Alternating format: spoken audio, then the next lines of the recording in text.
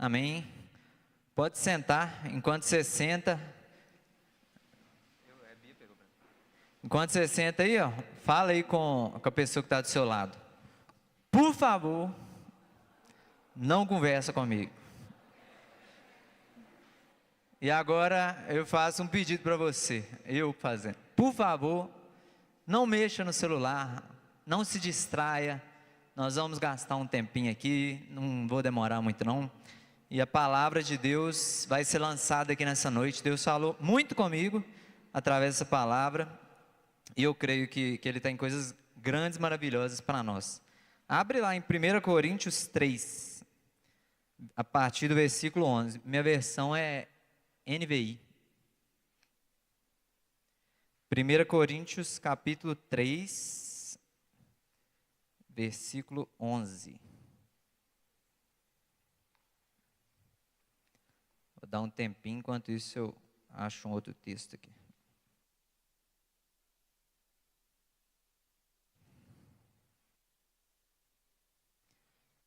Amém.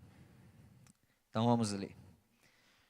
Porque ninguém pode colocar outro alicerce além do que já está posto, que é Jesus Cristo. Fala assim: alicerce é Jesus Cristo. Se alguém constrói sobre esse alicerce, usando ouro, prata, pedras preciosas, madeira, feno ou palha, sua obra será mostrada, porque o dia trará a luz. Pois o dia trará a luz, pois será revelada pelo fogo, que provará a qualidade da obra de cada um. Se o que alguém construir permanecer, essa pessoa receberá recompensa. Se o que alguém construiu se queimar, essa sofrerá prejuízo. E presta atenção nisso aqui, ó. Contudo, será salvo como alguém que escapa através do fogo. Então, isso aqui não está falando de fogo de condenação, mas fogo de purificação das nossas obras, purificar o nosso coração. O que nós, salvos, como que nós estamos construindo a nossa vida? É numa base sólida sobre Jesus, e o fogo vai provar isso. Quando a gente chegar lá na glória, salvação para todos aqueles que creem em Cristo Jesus, a gente não merece e tudo mais. Porém, cabe claramente, nessa palavra mostra claramente que cabe uma parte a nós. E ela será purificada pelo fogo. E o que for palha, feno, vai se queimar e não vai sobrar nada. Por exemplo, Deus, eu dediquei minha vida inteira para o meu trabalho e ganhei muito dinheiro. Você acha que isso vai ficar no fogo? Não. Então, como está a sua vida nesse sentido assim, de você como uma casa? E é isso que nós vamos entrar aqui no próximo versículo, versículo 16. Vocês não sabem que são santuário de Deus e que o Espírito de Deus habita em vocês? Se alguém destruir o santuário de Deus, Deus o destruirá, pois o santuário de Deus, que são vocês, é sagrado. Então a gente sempre canta aqui, né? Eu sou casa, lugar de Deus. A gente sempre diz isso. Quantos acreditam aí que Deus habita em você? Amém? Eu creio, a Bíblia diz. Mas não era assim no passado. Onde que Deus habitava no passado? Isso, tabernáculo, no templo. E começou no tabernáculo, mas depois Salomão construiu aquele templo maravilhoso. E hoje nós somos lugar de habitação de Deus. Mas vamos voltar um pouquinho, lá em 1 Reis, capítulo 6, versículo 14. E assim Salomão concluiu a construção do templo. Aí versículo 22. Assim revestiu de ouro todo o interior do templo e também o altar que pertencia ao santuário interno. Aí você pensa, né, que coisa maravilhosa. Um templo todo revestido de ouro, uma coisa monumental para a época. Muitos metros de altura, tudo de pedra. Foi uma construção sensacional também, desafiando aí as engenharias da época lá, que não houve nenhum barulho. Ninguém ouviu nenhum barulho durante a construção. Pensa aí, quem tem uma construção perto de casa aí, é insuportável, né? Uma reforma de um vizinho. Eu, de vez em quando, lá furando minha parede, lá perturbando os vizinhos. O templo, não, foi uma obra maravilhosa, magnífica. E não só a obra em si, mas o templo ficou algo assim, esplendoroso. Quando o sol batia lá naquelas pilastras, naquelas colunas gigantes lá de bronze, aquilo devia refletir, brilhar longe, assim, tudo de ouro, dourado, imagina, né? E esse templo foi construído, eu vou continuar lendo 1 Reis, agora 8, versículo 6. Os sacerdotes levaram a arca da aliança do Senhor para o seu lugar, no santuário interno do templo, no lugar santíssimo, e a colocaram debaixo das asas dos querubins. Versículo 10. Quando os sacerdotes se retiraram do lugar santo, uma nuvem encheu o templo do Senhor, de forma que os sacerdotes não podiam desempenhar o seu serviço, pois a glória do Senhor encheu o templo. E Salomão exclamou: o Senhor disse que habitaria numa nuvem escura. Na realidade, construí para ti um templo magnífico, um lugar para neles habitardes para sempre. Então, não só esse templo ficou uma obra linda de se ver, mas o principal de tudo é o quê? A presença de Deus habitava naquele lugar.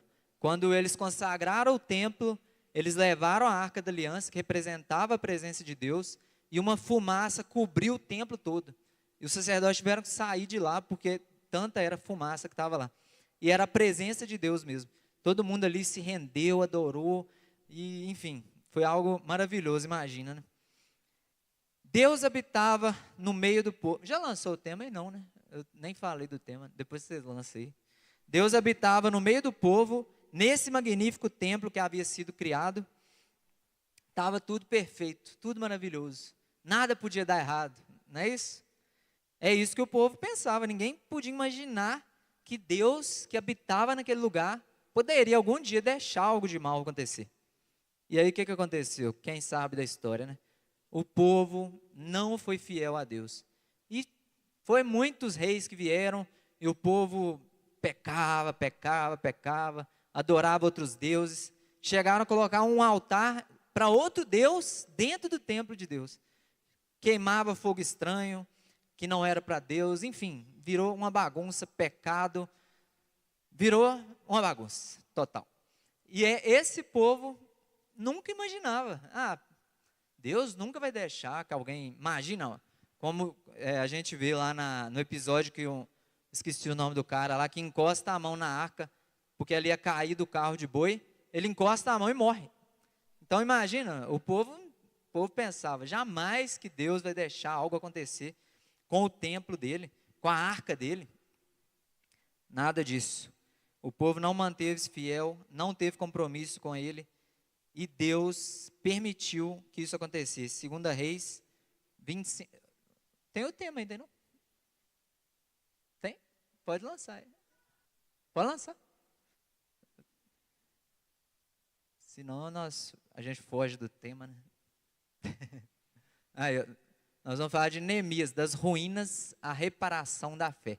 Então nós estamos introduzindo o templo. E o que aconteceu com o templo? Primeira palavra ali, ruínas. Vamos lá, 2 Reis 25, a partir do versículo 9. Nabucodonosor, que era o rei da Babilônia, incendiou o templo do Senhor, o palácio real, todas as casas de Jerusalém, todos os edifícios importantes. Todo o exército babilônio que acompanhava Nebuzaradã derrubou os muros de Jerusalém. E ele levou para o exílio o povo que sobrou da cidade, os que passaram para o outro lado, para o lado do rei da Babilônia e o restante da população. Eu, sinceramente, não sei quem está lendo aí a Bíblia toda aí, mesmo que parou no meio, não tem problema. Quem está lendo aí? Aí, algumas pessoas. Se você não está, leia a Bíblia. Começa hoje, começa amanhã. E termina em maio do ano que vem, não tem problema não. O importante é ler a Bíblia. Mas enfim, quando a gente vai lendo assim, Davi dedicando tudo, ganhando guerra, o território aumentando, você fica, nossa, povo de Deus, que top, que chique. Aí vai, ele junta todo o tesouro, Salomão constrói aquele negócio maravilhoso, constrói palácio, constrói a muralha em volta de Jerusalém. Uma cidade linda, uma cidade de Deus, a cidade onde Deus habita. Todo o povo que temia a Deus de Israel, né? Todo o povo vinha lá apresentar os holocaustos. Que coisa linda, maravilhosa, a gente fica ali. E aí vem um rei e desobedece a Deus, aí você fica chateado. E Deus vai, né?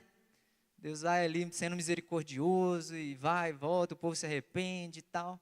Mas chega esse momento aqui, e quando eu li isso a primeira vez, toda vez que eu leio, na verdade, eu fico muito chateado. Eu falo, meu Deus do céu, por que aconteceu isso? Por que Deus deixou isso acontecer? Por que o povo não foi fiel? Enfim, a gente vê que não sobrou nada daquela coisa maravilhosa. Não tinha mais nada do templo, nada. Roubaram todo o ouro, levaram a Arca da Aliança, levaram todos os objetos do templo, levou tudo. Quem do povo lá imaginava que isso poderia acontecer? Levaram a presença de Deus, vamos dizer assim, simbolizada, né, da Arca da Aliança. Levaram tudo, levaram a dignidade, levaram o povo para ser exilado. Destruíram o muro que protegia a cidade. Jerusalém foi uma cidade muito forte, resistiu a ataques de alguns reis, por causa dessa muralha top que eles tinham. Quebraram tudo, queimaram as portas, quebrou tudo, virou ruína. E entre os exilados estava esse que nós vamos falar aqui nessa noite, Neemias. E a gente vai entrar um pouco aqui na história de Neemias. É isso, Neemias 1, versículo 3, pode lançar aí. Vou ler bastante texto, não vou agarrar muito não, para já não perder tempo. Aí vou sacanear a Renata aí, mas vai dar certo. Neemias 1, 3.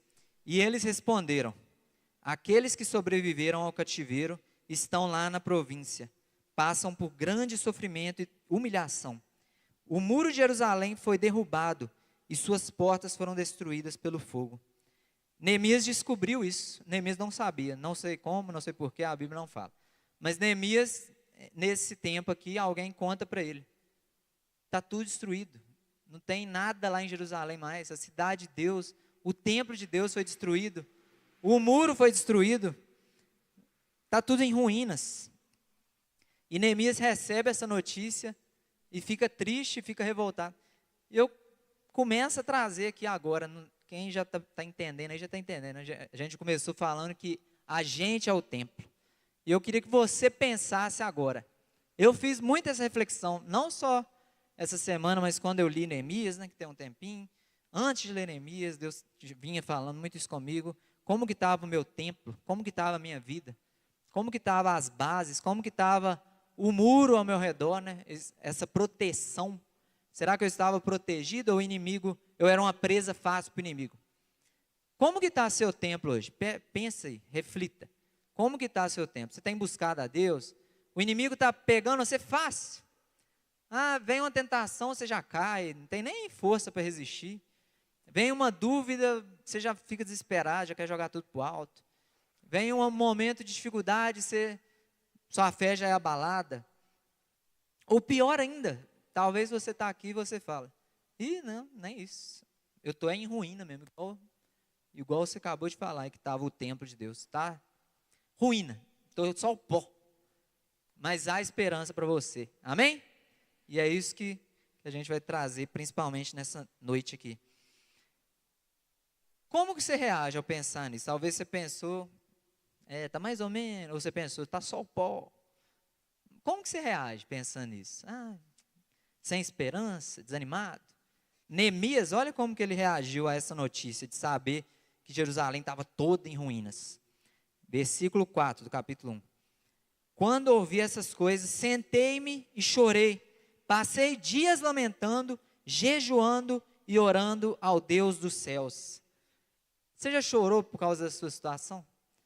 Quantas vezes, né, a gente está numa situação complicada, a gente é assim mesmo, né? Ser humano, a gente é falho. Quantas vezes a gente está, né? Só o pó. E a gente, o que a gente tem que fazer? Correr para Deus, chorar diante dEle. É Ele que pode resolver a nossa situação. Neemias não já saiu correndo, botando a roupa ali, pegando o cavalo, indo lá ver o que estava acontecendo, tentando resolver com o próprio braço. Neemias, primeiramente, ficou dias chorando, jejuando, buscando a Deus. Deus, me dá uma direção, me ajuda. Mas ele não se conformou. Versículo 11. Senhor, que os teus ouvidos estejam atentos à oração deste teu servo e à oração dos teus servos que têm prazer em temer teu nome. Faze que hoje esse teu servo seja bem sucedido, concedendo-lhe a benevolência desse homem, que era o rei.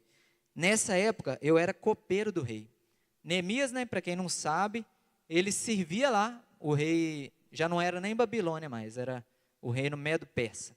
E ele servia com um cargo de altíssima confiança. Ele era copeiro do rei. Ele era uma pessoa que ficava com o rei o tempo inteiro. Todas as bebidas que vinham ao rei, o copeiro tinha que provar antes, se tivesse algum veneno, ele morria. Então era uma pessoa de alta confiança. Imagina um cara que o rei não confia muito, poder dar nele uma, poder matar ele ali, que acontecia muito nessa época, né?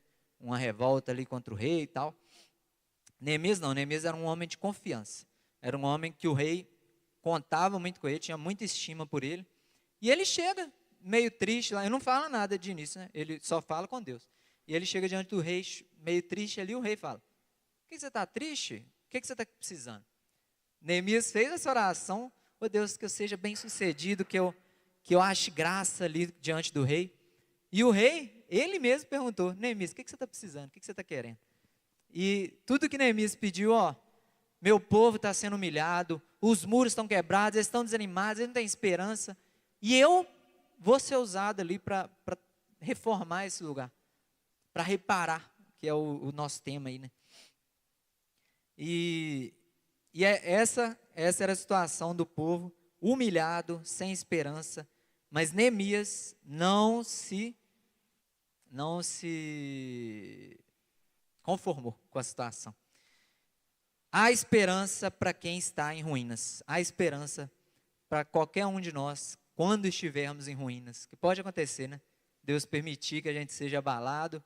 A Bíblia fala muito que Deus, Ele às vezes quebra a gente, nos faz um novo vaso. Então, muitas vezes a gente vai passar por momentos que a gente vai estar sendo quebrado, amassado, mas não para ser destruído.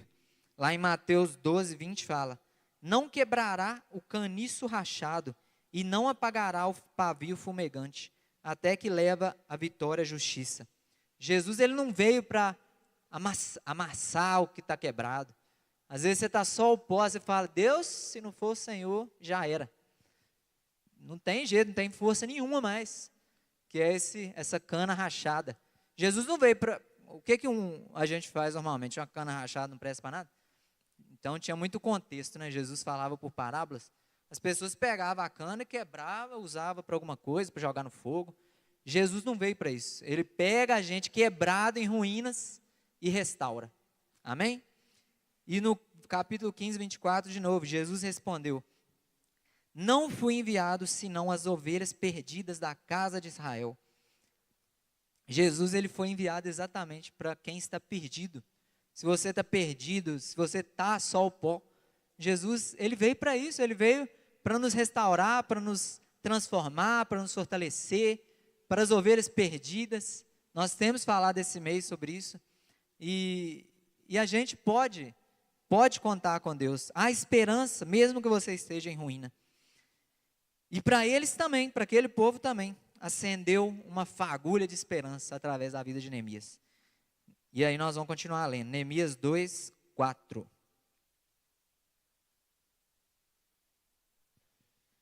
Neemias 2, 4 fala assim: o rei me disse: o que você gostaria de pedir? Eu orei a Deus dos céus e respondi ao rei: se for do agrado do rei, e se o seu servo puder contar com a benevolência do rei, que ele me deixe ir à cidade de Judá, onde meus pais estão enterrados, para que eu possa reconstruí-la. Falei, reconstruir. Esse era o propósito de Neemias. Versículo 17. Então eu lhes disse: vocês estão vendo a situação terrível que estamos. Jerusalém está em ruínas, suas portas foram destruídas pelo fogo. Venham, ele falando com o povo aqui, tá, gente? Venham, vamos reconstruir o muro de Jerusalém, para que não fiquemos mais nessa situação humilhante. Também lhes contei como Deus tinha sido bondoso comigo e o que o rei tinha me dito. E eles responderam: sim, vamos começar a reconstrução. E se encorajaram para esse projeto, para esse bom projeto. Isso. Então, o povo que estava sem esperança, não tinha esperança nenhuma, ninguém estava reconstruindo, pensando em reconstruir nada, estavam lá humilhados. Pensa aí um pouquinho. Um pouco do povo voltou do exílio para cuidar da cidade, para não deixar a cidade morrer, vamos dizer assim. Mas estavam assim, humilhados. Era um povo assim, escravo, né? Um povo dependente totalmente lá do governo do Medo-Persa lá. E esse povo acendeu uma fagulha de esperança através da vida de Neemias. Através de Deus levantando Neemias. E Deus quer te levantar, como Neemias também, nessa geração. Deus quer te levantar também para você mesmo. Às vezes você mesmo não está tendo força e tal. Mas essa palavra aqui de hoje, Neemias aqui, encorajando você, eu também estou aqui, encorajando você através de Deus, da graça de Deus, para você não perder as esperanças. Você que está em ruínas aí, você que está só o pó, como dizemos, há esperança, não desista. Não importa a situação que você está, não importa o que você fez, às vezes você está sendo acusado pelo diabo, o diabo está acusando você de ter pecado, você não vence esse pecado, você não consegue, você não merece nada. Nós não merecemos nada mesmo, mas Jesus morreu por nós, e Ele apagou multidão de pecados. Não aceita as mentiras do inimigo, não aceita a acusação do inimigo sobre a sua vida, em nome de Jesus. E Deus é como Neemias, Ele é reparador de muros, Ele é restaurador. Neemias aqui é uma figura de Deus, do que Deus faz. Neemias foi levantado como um restaurador de muro, um reparador que está tirando ali a humilhação, tirando um povo humilhado para um povo cheio de Deus, um povo firme, um povo que está construindo a vida numa base sólida. E lá em Isaías 58, esse versículo é maravilhoso, né? Nunca tinha me atentado, não. Isaías 58, 12. Seu povo reconstruirá as velhas ruínas e restaurará os alicerces antigos. Você será chamado reparador de muros, restaurador de ruas e moradias. Esse é o nosso Deus, esse é Jesus, que veio, que morreu por nós. Ele sim ficou em ruínas completas, foi até a morte, humilhado, morte de cruz. Esse Jesus, Ele é, Isaías diz aqui, ó, reparador de muros, restaurador de ruas e moradias, restaurador da sua vida, reparador dos muros de proteção da sua vida. Ele é aquele que é a base sobre aquele que a gente edifica uma vida sólida e firme, que não vai se abalar com nada. Mas a essa reconstrução, essa reforma não é fácil não. Reforma de casa, alguém já fez? A Aleph já fez, né? Quem mais já fez aí reforma de casa? Amanda, Samuel. Enfim, reforma não é fácil não. Reforma dá trabalho demais. Reforma, imagina a reforma da sua vida. É tanta coisa ali, às vezes você já está mais velho já, né? Você está carregando coisas da infância. E Deus precisa quebrar isso.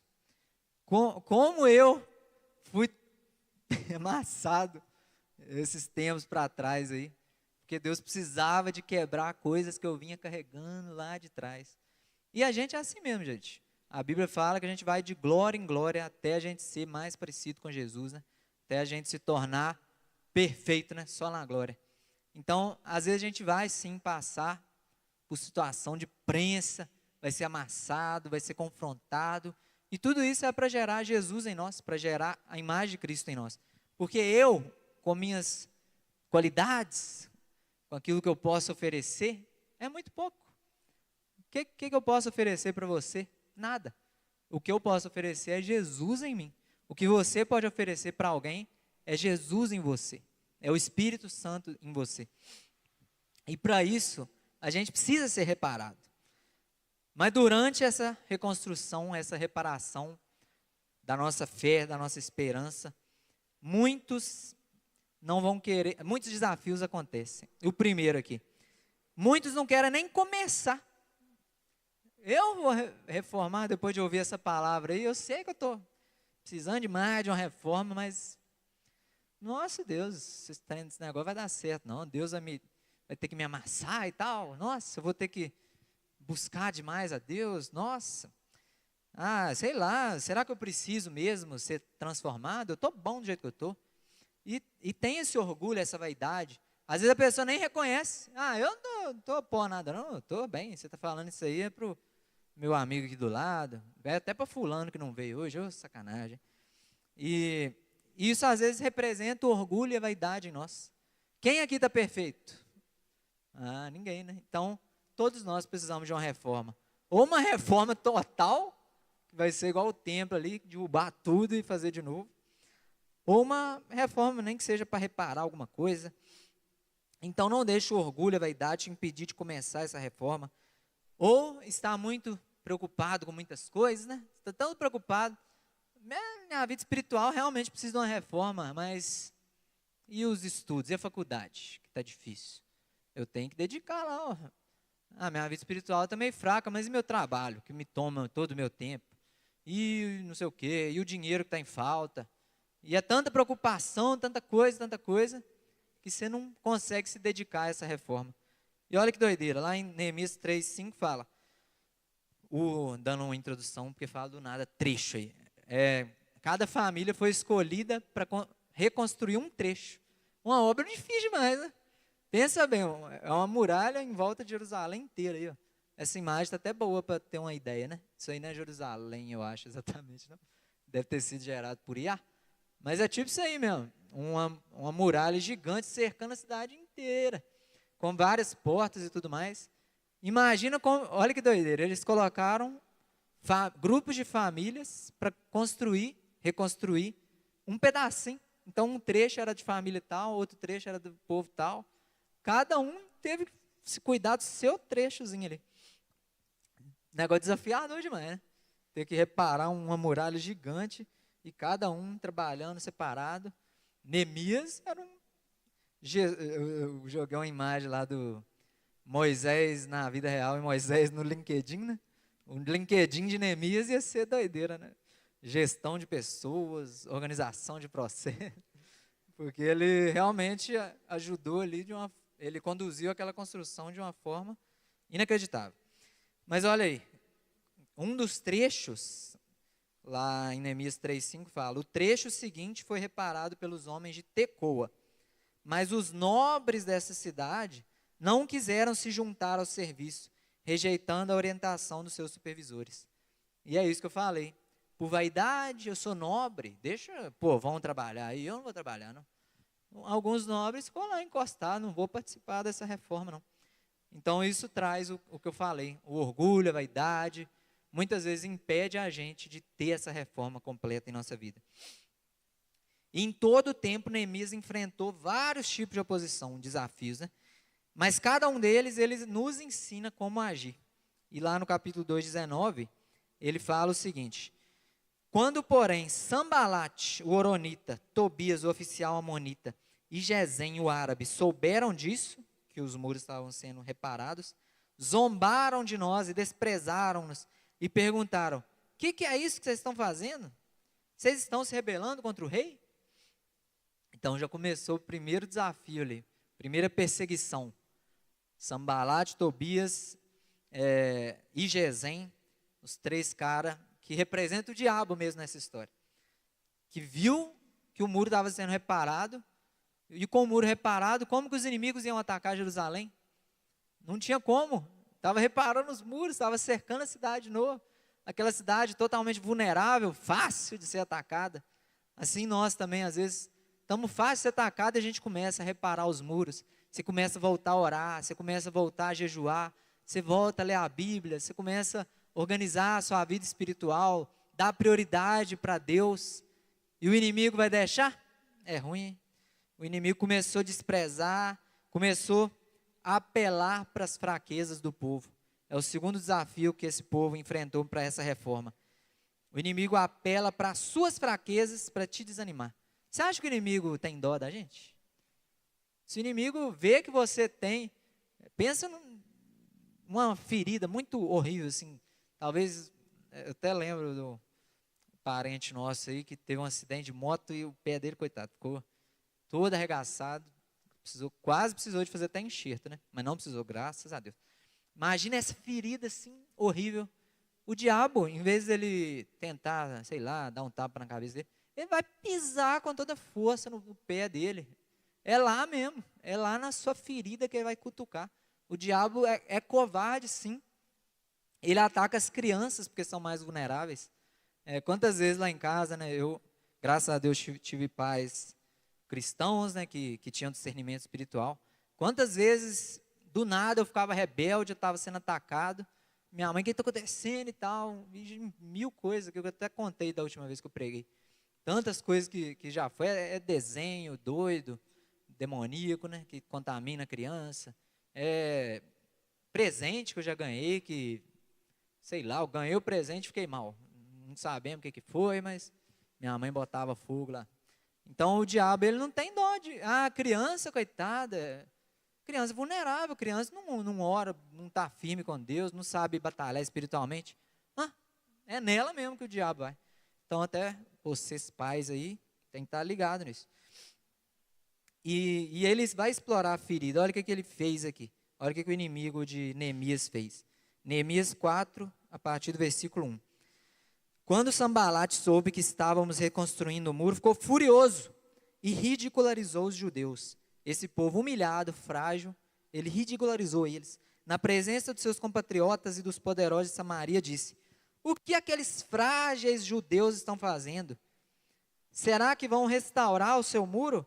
Irão oferecer sacrifícios? Irão terminar a obra num só dia? Será que eles vão conseguir ressuscitar pedras de construção daquele monte de entulho, de pedras queimadas? Tobias, o amonita que estava ao seu lado, completou: pois que construam, basta que uma raposa suba lá para que esse muro de pedras desabe.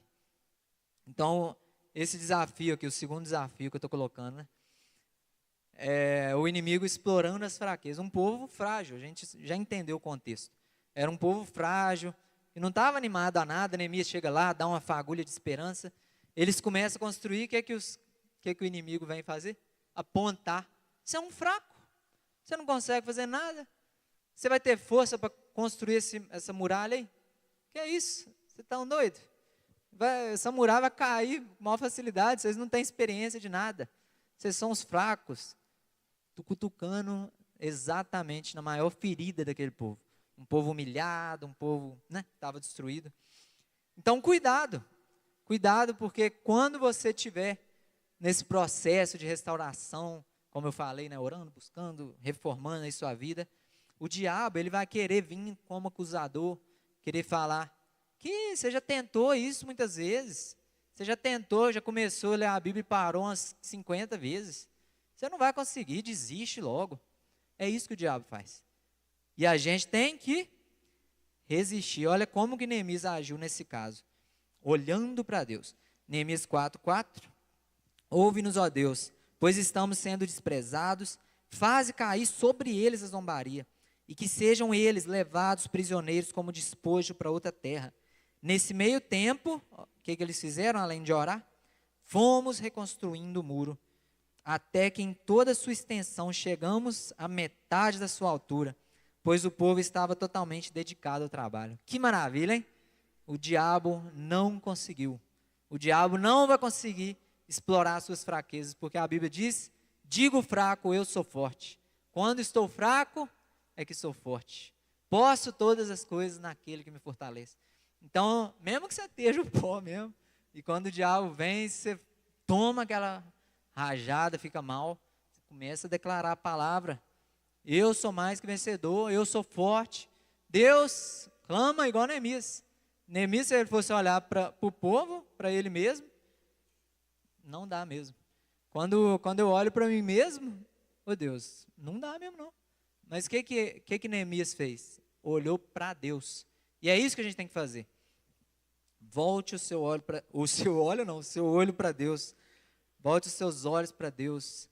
Coloque seu coração diante de Deus. Sua oração. Fala aí, Deus, o Senhor está vendo aqui, ó. O diabo está vindo, eu não estou com força suficiente, me ajuda. E peça ajuda, porque Neemias não estava sozinho. Não enfrente sozinho essa batalha. Eu mesmo vim enfrentando batalhas aí. Eu não enfrentei sozinho. Na célula eu sempre pedi oração, o pessoal está de prova aí. Eu sempre colei lá com meus pais, orando.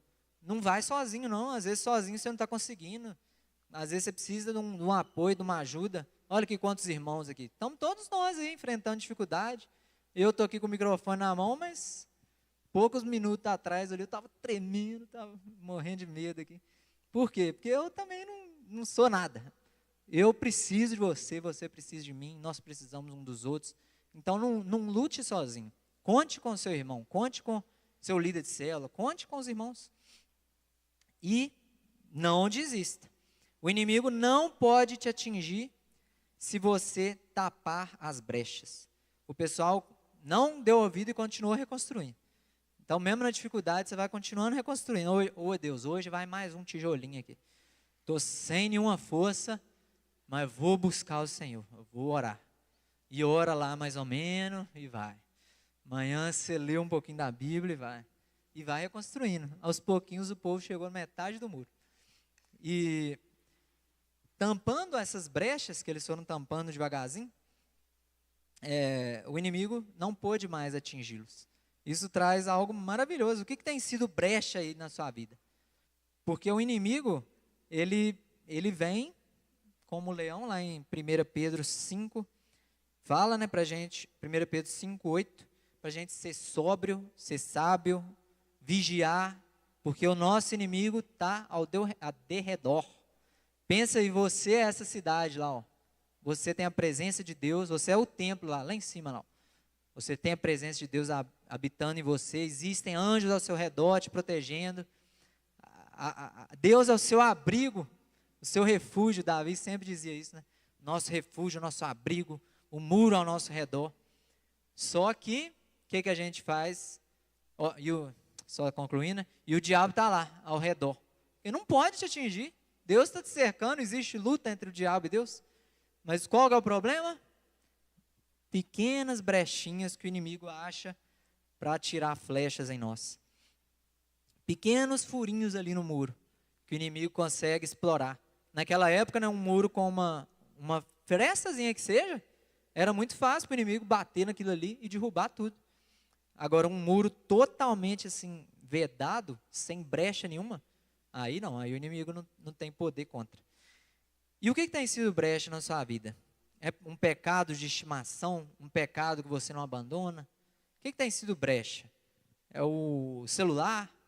Às vezes você está bem demais, mas você pega no celular e você acaba indo ver porcaria. Às vezes o celular, você vai precisar de fazer guerra contra mesmo. Guardar ele, não sei, tirar a internet.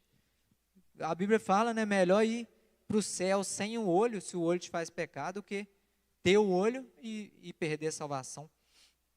Então, fica ligado, vigia, resista ao diabo. A Bíblia fala também, em 1 Pedro 5, continuando o texto, versículo 9, resistam, permanecendo firmes na fé, sabendo que os irmãos de vocês, de todo mundo, estão passando pelos mesmos sofrimentos.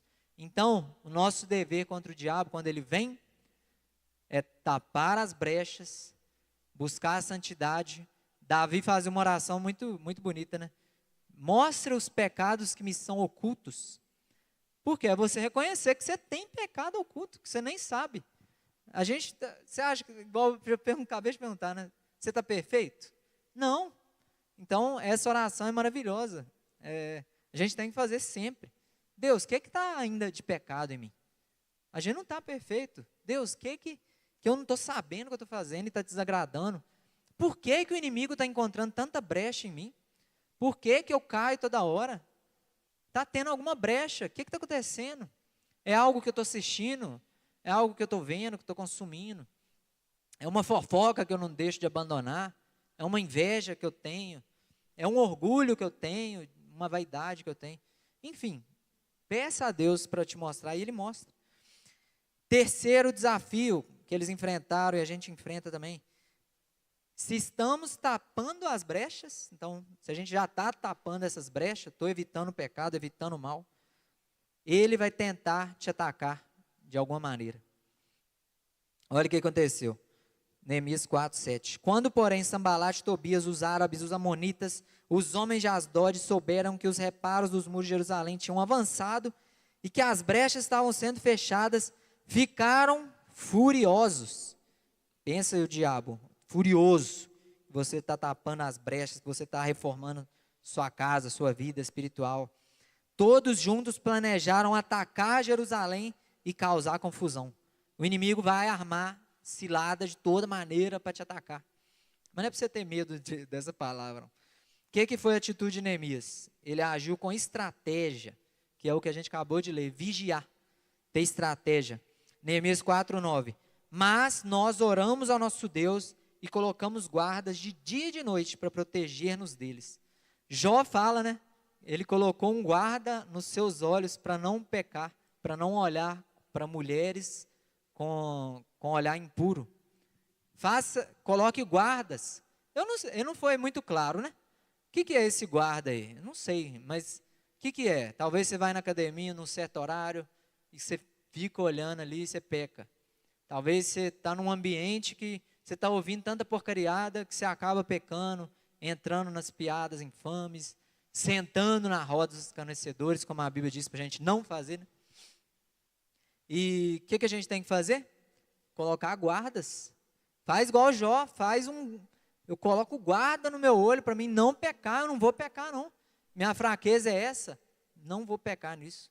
Igual isso que eu falei, celular com você no banheiro, no seu quarto, te leva ao pecado? Não vai então, não leva, fica só na sala com ele. É colocar guardas, é vigiar, é contra-atacar o inimigo, é estar ligado. Olha só, dia e noite tinha guardas vigiando ali aquela obra. Então, é isso que a gente precisa fazer. Tiago 4:7, submeta a Deus, resista ao diabo e ele fugirá de vocês. Então, o inimigo não é para ficar com medo. O inimigo vai estar lá tentando te atacar, te setando, não sei o quê, e você vai vigiar e você vai resistir ele. Como que você vai resistir? Com porrete, com a faca? Não, é com armas espirituais. É orando. No momento que você estiver ali sentindo o ataque do inimigo, sua mente está toda perturbada, você só está pensando coisa ruim, vou morrer, sei lá o que vai acontecer, vou cair. Corre para o joelho. Se você, como eu falei, não está conseguindo sozinho, corre ligar para um irmão de confiança. Ora por mim, vem aqui na minha casa, faz alguma coisa. Resista ao diabo e ele vai ser envergonhado.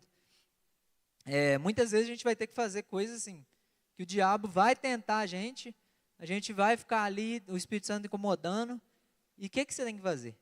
Fazer o que o Espírito Santo te incomodar, resistir o diabo. Nossa, mas parece que se eu falar não para o meu chefe aqui, ele está me pedindo para burlar um negócio aqui, se eu falar não para ele, como é que fica a minha situação?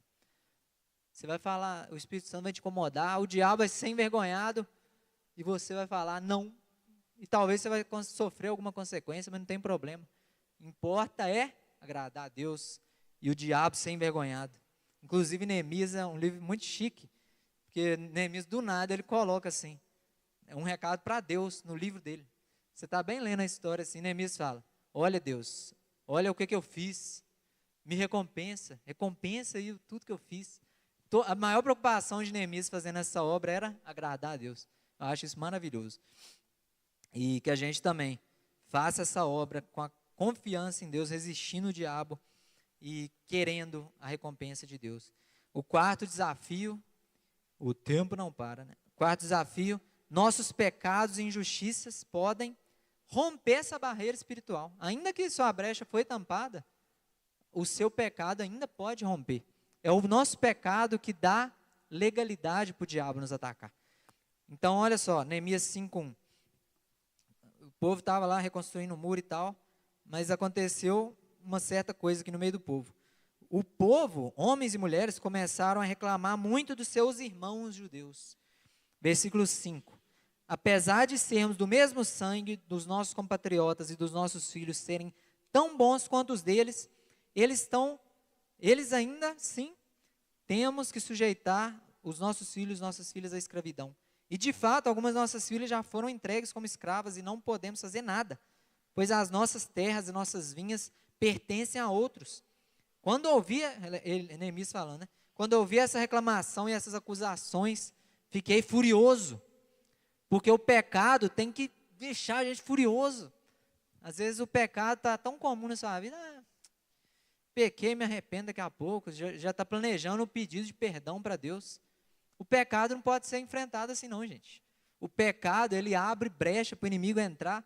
E a gente, sozinho, com a brecha, com a porta escancarada para o diabo, a gente não vai ter força para lutar. A gente é fraco, sim. É com Deus, é tendo Deus como nosso refúgio, é tendo vigilância. É assim que a gente resiste. Então o pecado tem que ser algo horrível para nós. O pecado nos separa de Deus. Deus diz que sem santificação ninguém verá a Deus. Ele não vai habitar num templo cheio de pecado. Deus e pecado não combinam, nele não há pecado algum. Então, não tem como. O pecado, a gente faz guerra contra ele. A sua maior guerra na sua vida não tem que ser contra o cara que te enche o saco na faculdade ou na escola, a menina que está te perturbando. Sua maior guerra não é as inimigas aí, né? Muitas pessoas falam que vai ver eu vencendo. E as pessoas às vezes, né, quer basear a sua vitória, a sua conquista nos inimigos, entre aspas. Nosso inimigo não é pessoas, a Bíblia fala isso. É demônio, é principado, é potestade. E o pecado é o que abre porta para ele. Então o pecado é algo, igual Neemias aqui, ficou furioso de ver que o povo estava cercando os muros e tal, mas o que fez o muro ser derrubado, o templo ser destruído? Não foi a obra que estava mal feita. Era o povo pecando, se afastando de Deus. E quando Neemias viu que estava acontecendo isso de novo, ele ficou furioso. Gente, muda isso, vocês não podem escravizar seu irmão. E ele fez essa reforma também cultural, não só uma reforma física mesmo. Neemias trouxe a palavra, como a gente vai ler daqui a pouco, e agora que nós vamos ler, a palavra que liberta. Então faça guerra contra o pecado, deixando a palavra te libertar. Neemias 9:1. No dia 24 do mês, os israelitas se reuniram, jejuaram, vestiram pano de saco e puseram a terra sobre a sua cabeça. Ficaram onde estavam e leram o livro da lei do Senhor, do seu Deus, durante 3 horas. Olha que doideira, já leu a Bíblia 3 horas seguida? E passaram outras 3 horas confessando e adorando o Senhor, o seu Deus. Então, houve um grande arrependimento. No início do livro de Neemias, Neemias vê a situação do povo e ele se arrepende pelo povo. Ele confessa: Deus, meu povo tem pecado, como temos pecado e tal. Mas quando vem a palavra de Deus, a palavra é a luz que ilumina os nossos caminhos. É ela que quando chega, o pecado é revelado. É só aqui, ó. Então por isso a importância de comer essa palavra, alimentar a palavra. Sem ela, a gente vai ser ludibriado pelo diabo, vai ser levado pelos pecados. A gente não vai nem saber que está pecando. A palavra de Deus revela. E quando eles leram a palavra ali durante 3 horas, inclusive mistura Esdras aqui, que estava lá no meio também. Tem um livro aqui logo depois ou logo antes de Neemias? Tem um livro aqui perto de Neemias. Esdras e Neemias ali explicando a palavra, lendo a palavra, e o povo viu como que eles eram pecadores. É assim que é quando a gente tem contato com a santidade de Deus, com a palavra de Deus. Como eu sou pecador, Deus, carente da sua presença. Eles se humilharam, jejuaram, clamaram perdão de Deus, e Deus liberou o seu perdão. Então faça guerra contra o pecado, e a guerra é arrepender-se, refazer os fundamentos sobre a base correta, que é quem?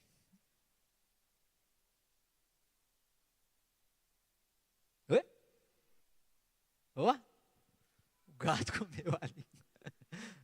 Quem é a base correta que a gente constrói na nossa vida? Aí, ó. Um deu força para o outro, falou: Jesus. Essa é a base correta. E a gente só constrói na palavra. A palavra de Deus que vai fazer a gente ter essa base correta. Então reconstrua sua base. Deixa Deus quebrar. Tem uma música aí, né, antiga. Eu quero ser, Senhor amado, como um vaso nas mãos do oleiro. Quebra a minha vida e me faça de novo. Eu quero ser um vaso novo. E às vezes a gente tem medo de fazer essa oração: Deus vai me quebrar. Ai, ai, ai. Mas é para quebrar mesmo. A Bíblia diz que quando a gente está dando fruto, Ele poda. E para isso é necessário que a palavra venha e traza arrependimento. Eu vi uma pregação essa semana que o pastor fala algo de início parece chocante. pedir perdão para Deus não vai te garantir perdão de pecado.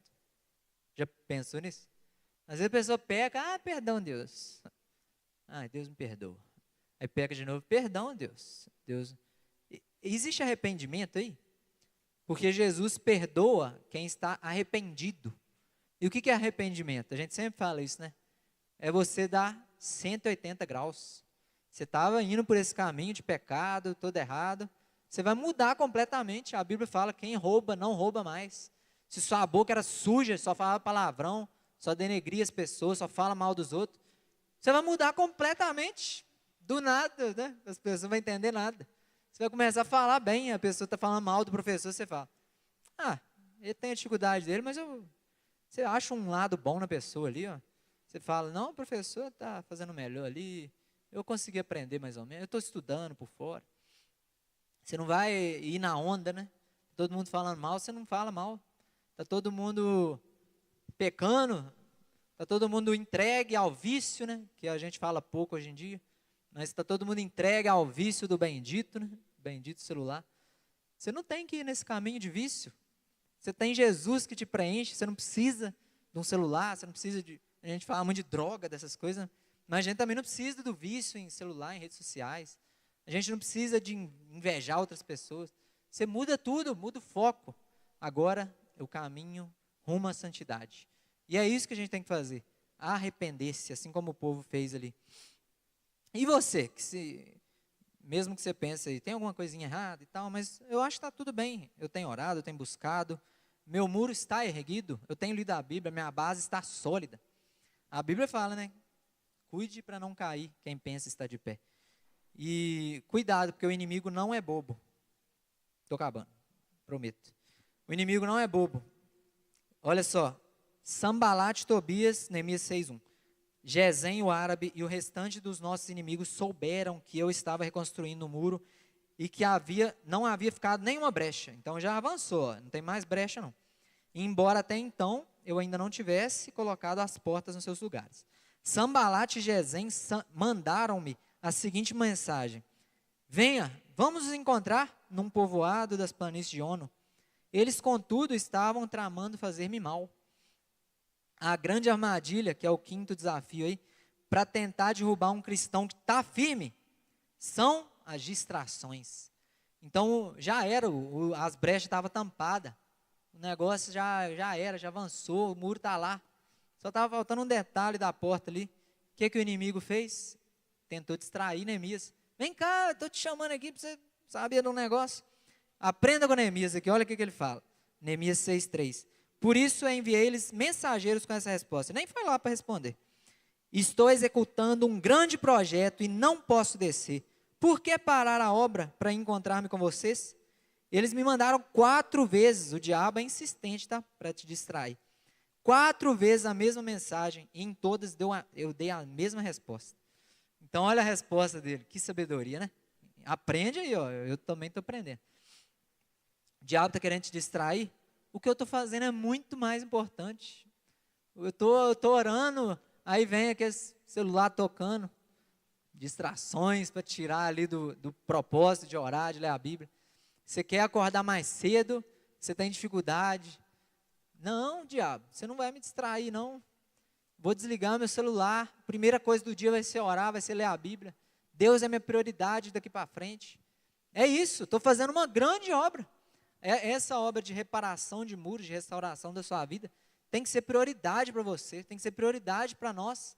Maior prioridade minha é essa. Por que eu vou ir me distrair com outras coisas, me entreter com um monte de coisa? Eu nem vou ficar dando exemplo aqui não, para não parecer que eu estou falando que tal coisa é errada, que não é. Porque distração não é o pecado, distração não é a coisa errada em si. A distração é para te parar. Quantas vezes eu estava firme com Deus ali e tal, e começava a vir distração, me atrapalhando ali de dormir, aí eu já acordava mais tarde, aí depois eu leio a Bíblia e não leio nada. Aí você vai distraindo, você passa um dia inteiro sem falar com Deus, sem ler a Bíblia, sem pensar em Deus. Isso é portas abertas para o inimigo atacar. Então, não se distraia de forma nenhuma. Faz igual Neemias. Não vou descer. Quantas vezes precisar você falar, você fala. O inimigo não vai desistir. E ele vai testar as nossas convicções, a nossa fé. E esse é o último desafio aí. O último desafio que o diabo põe quando a gente está fazendo a reforma em nossa vida. Ele não vai desistir, vai testar a sua convicção. Olha o que ele faz ali na apelação final ali para o povo e para Neemias. Neemias 6, versículo 6. Em que estava escrito: dizem entre as nações, e Gesem diz que é verdade, que você e os judeus estão tramando uma revolta, e por isso que vocês estão reconstruindo o muro. Além do mais, conforme dizem, você está na iminência de tornar rei deles, plantando mentira. E até nomeou profetas para fazerem em Jerusalém a seguinte proclamação a seu respeito: há um rei em Judá. Olha só, ele arrumou uns profetas, né, de meia tigela ali, para ficar falando: existe um rei em Judá, Neemias. Estava plantando ali uma mentira, né? Que Neemias estava reconstruindo um muro para se fortalecer e rebelar contra o rei lá. E não era nada disso que Neemias estava fazendo.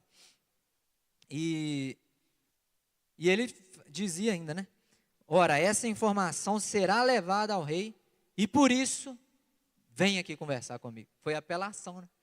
Neemias estava falando: não vou conversar, não quero nem saber o que você tem para me falar. E aí ele apela. Ó, não vai vir? Então, de repente, está acontecendo uma revolta aí, vocês estão construindo, plantou a semente da dúvida. E é isso que o diabo faz conosco, plantar a semente da dúvida. Ah, isso aí que você está orando aí agora todo dia, você é boa, mas isso aí não está mudando nada não. Você nem está arrepiando quando você ora aí.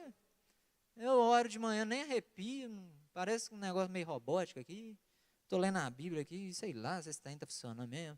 O diabo lançando dúvidas sobre você. Será que precisa dessa doideira mesmo? Está todo mundo aí, o pessoal nem ora nada. O pessoal começa o desafio, dá uma cutucada. O pessoal começa o desafio da Bíblia e para, também vou parar, não dá nada não. Por quê? É dúvida sendo plantada em nossa mente. É dúvida. E aí, como que você vai reagir? Olha como que Neemias fez. A nossa fé precisa estar firme igual a dele. Ó. Neemias 6:8. Eu lhe mandei essa resposta. Nada disso que você está dizendo está acontecendo, é pura invenção da sua cabeça. Olha que resposta à altura. Diabo vai vir com mentira? Tudo mentira. Eu sei que o que eu estou fazendo aqui é uma obra maravilhosa, é isso que eu devia estar fazendo. Às vezes o diabo vai querer pôr dúvida na sua cabeça. Você devia estar estudando, você devia estar, sei lá, dedicando, produzindo, está aí perdendo tempo, lendo a Bíblia, orando. E você fala: o quê? É isso a coisa mais importante da minha vida. Lembra do início que eu falei? O que vai sobrar quando a gente for para o céu? É os estudos? Estudei demais, parabéns. Não, o que vai sobrar lá na frente é: me dediquei ao Senhor, minha prioridade foi Deus, eu amei as pessoas à minha volta, eu pude refletir a glória de Deus por onde eu fui. É convicção de quem você é, quem que você foi chamado para ser. Neemias 6:10. Um dia eu fui à casa de Semaías, o inimigo aumentou a pressão, tá? Filho de Delaías, neto de Metanabel, estava trancado portas adentro, e ele me disse: vamos encontrar-nos na casa de Deus, no templo, a portas fechadas, porque estão querendo te matar, Neemias. Apelou, né? Foi por apelação final. Você está aí, dando bobeira aí, falando que não vai. Eles estão vindo te matar, corre para o templo. Parece algo bobo, né, gente? Mas se ele corresse para o templo, olha a armadilha cilada que seria. Neemias 6, 11, 12. Todavia eu lhe respondi: acha que um homem como eu deveria fugir? Acaso alguém como eu deveria entrar no templo para salvar a vida? Eu não irei. Percebi que Deus não tinha enviado nada, e que ele tinha profetizado contra mim, porque Tobias e Sambalate, os demônios lá, tinha contratado. Esses caras eram puro Satanás na terra mesmo. Mas olha que interessante, se ele fosse para o templo, eles iam acusar ele, ia ter provas contra ele, porque não tinha brecha nenhuma na vida dele também, para acusarem. Então, se ele fosse lá com medo, tá vindo me matar, eu vou apelar ali, vou entrar no templo, porque no templo não podia matar, né, gente? Não é à toa isso.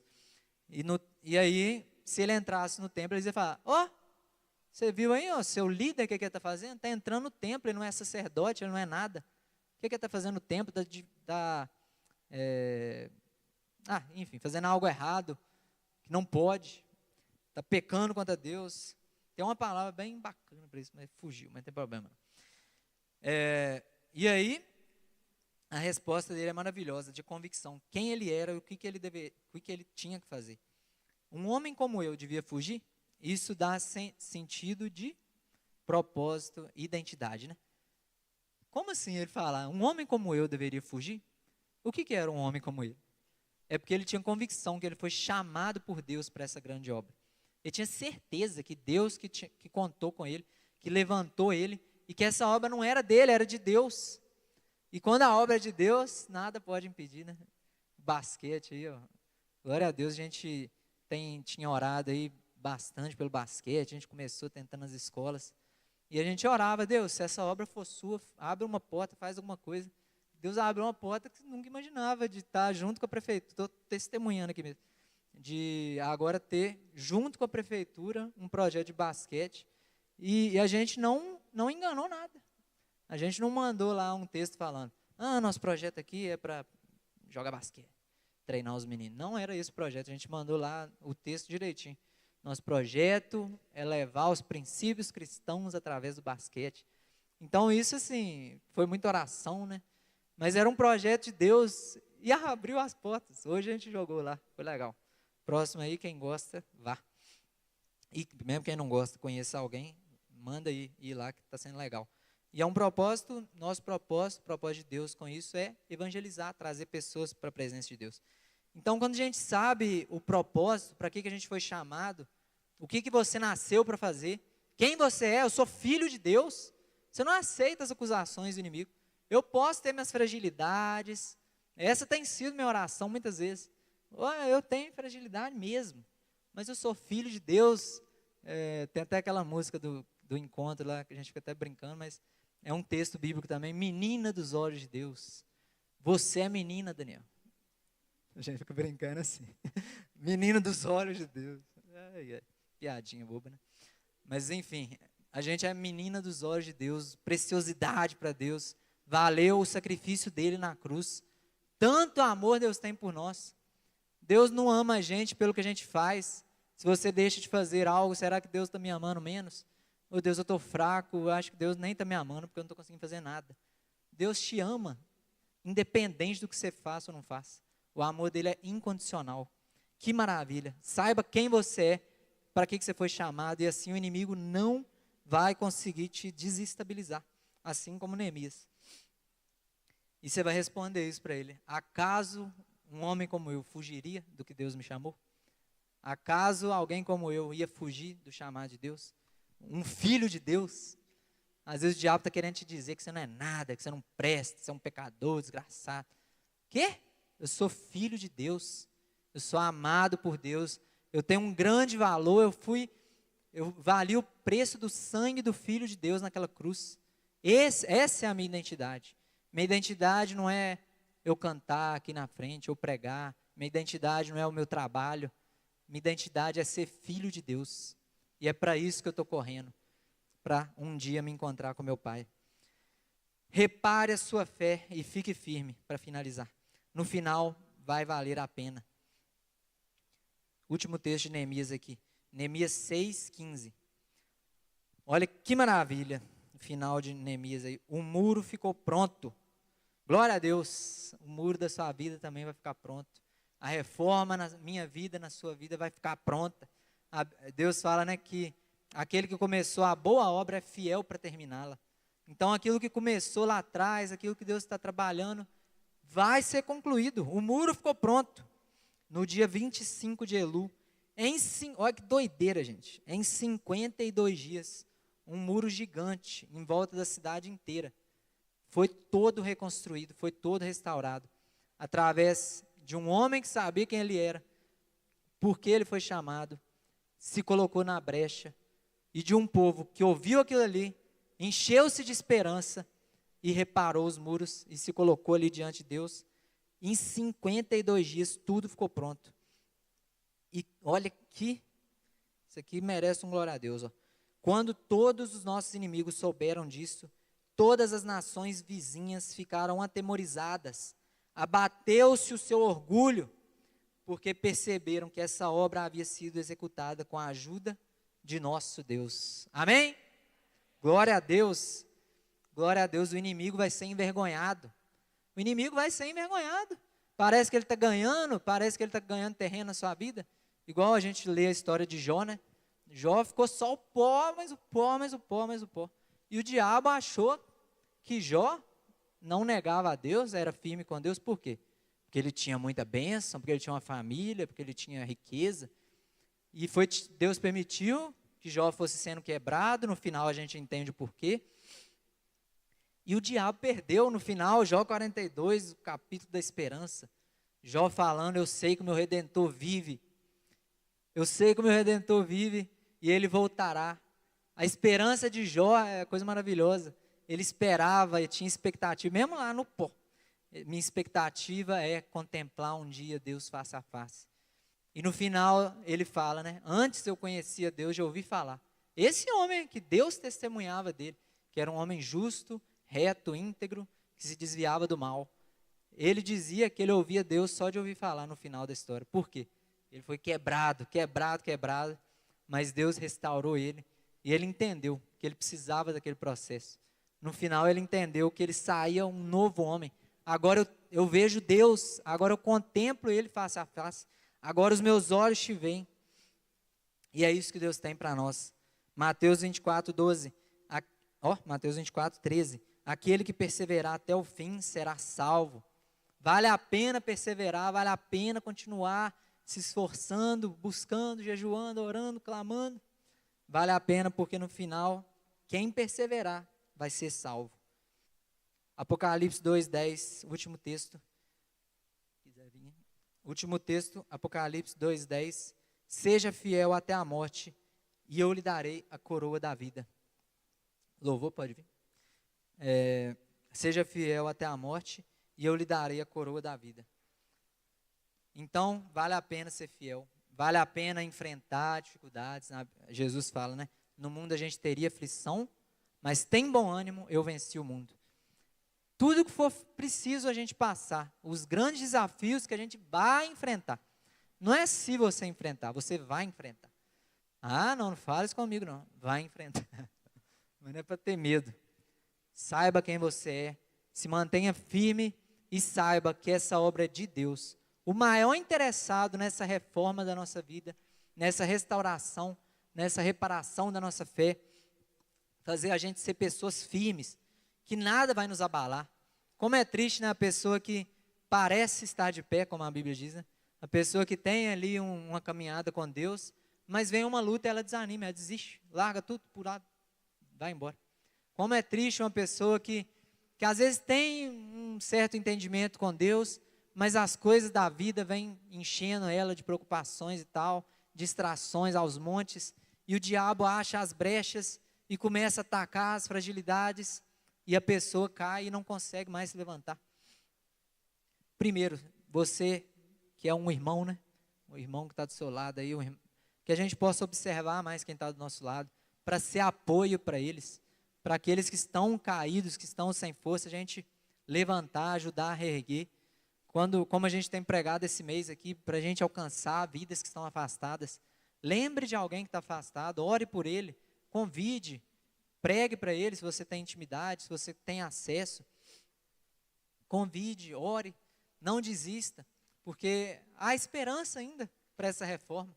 O templo estava o pó, estava só o pó, não tinha mais nada lá, nada daquela beleza toda. Os muros estavam todos quebrados, mas havia esperança para aquele povo. E tudo foi restaurado. Amém? Fica de pé para a gente orar.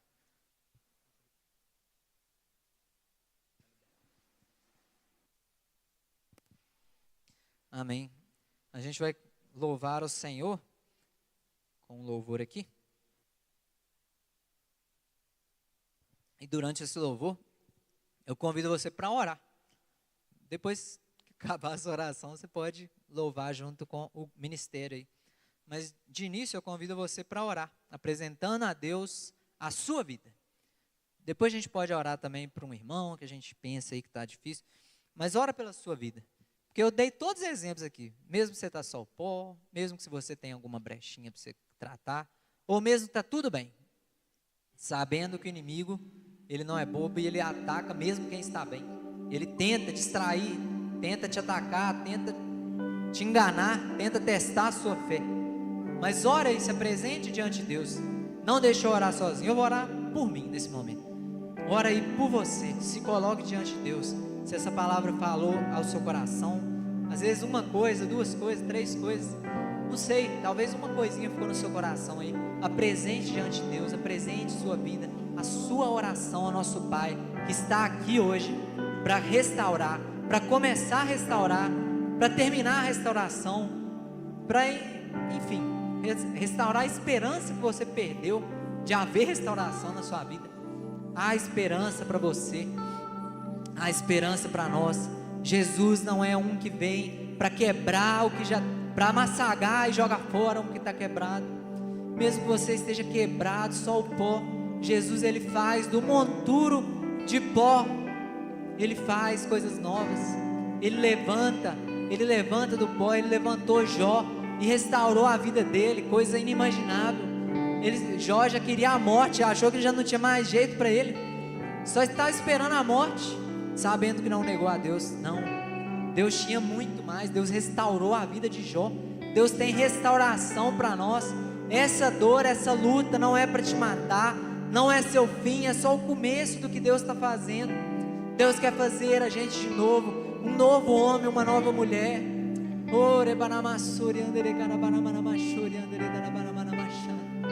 Apresentamos a Ti a nossa vida, Deus. Eis-nos aqui, Deus. Ouça a nossa oração, Deus. Ouça a oração do seu povo que clama a Ti, Deus. Que clama a Ti, Deus. Que o Senhor possa nos ouvir, Deus. Que o Senhor Jesus ouça nosso clamor aqui nessa noite, Pai.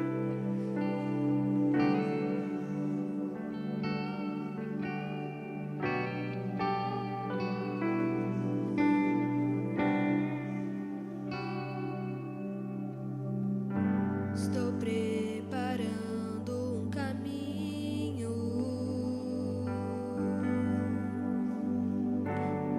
endireitando as veredas.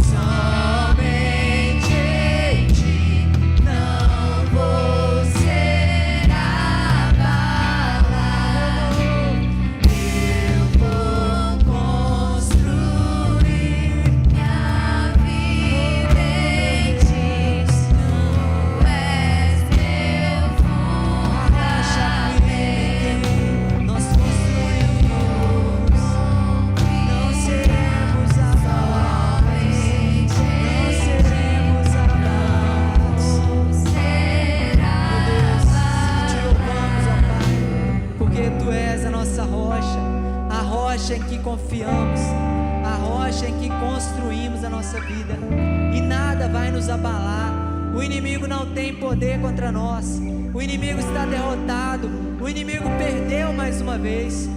Em nome de Jesus eu creio na restauração completa de cada um que está aqui nessa noite, ó Deus. Eu creio, Deus, que nós não vamos construir mais a nossa vida sobre uma base frágil, Deus, mas que nós vamos construir sobre Cristo Jesus uma vida cheia do Espírito Santo, uma vida construída com base firme, não com ouro, ó, não com prata, não com palha, não com feno, mas com ouro, com prata, com pedras preciosas, com aquilo que é mais precioso, com aquilo que vem de ti, Deus, e não de nós. O Senhor Jesus é a base firme sobre a qual nós construímos nossa casa. E pode vir vendaval, e pode vir desafios que for, e pode vir o inimigo querendo desacreditar de nós, pode vir o inimigo acusador. Ele está derrotado. Nós vamos resistir pelo poder do santo nome do Senhor Jesus. Ele já está derrotado. E o Senhor Jesus, que começou a boa obra aqui nessa noite, é fiel para cumprir, e vai cumprir, e vai cumprir, em nome de Jesus, ó Deus. É o que te